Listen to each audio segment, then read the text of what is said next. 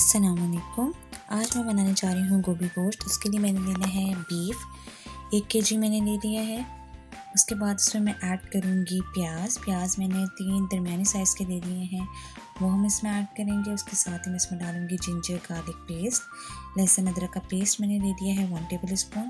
ڈال کے ہم نے اس کو اچھے سے مکس کر دینا ہے. اس کے بعد جو اس کا پانی ڈرائی ہو جائے گا تو اس میں ڈالوں گی ہلدی 2 ٹی اسپون کے قریب. ساتھ ہی میں اس میں ڈال دوں گی نمک ڈال کے ہم اسے اچھے سے مکس کریں گے. اچھے سے مکس کرنے کے بعد اس میں ہم ڈالیں گے ریڈ چلی پاؤڈر اور ساتھ میں اس میں ڈال دوں گی دھنیا پاؤڈر ڈالنے کے بعد میں نے اس میں ڈالا گھی یا آئل جو بھی آپ یوز کرتے ہیں. میڈیم فلیم پہ اچھے سے بھونوں گی.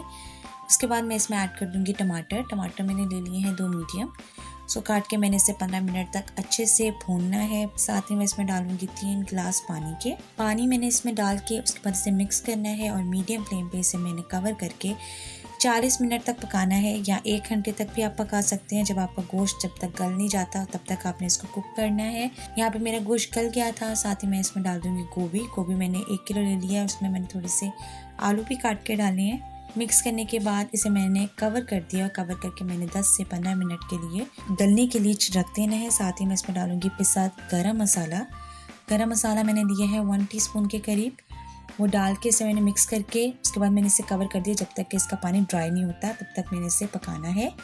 اس کے بعد جب اس کا پانی ڈرائی ہو جائے گا، آئل اوپر آ جائے گا، تو ساتھ ہی میں اس میں ایڈ کر دوں گی گرین چلیز. میرا گوبھی گوشت ریڈی ہے.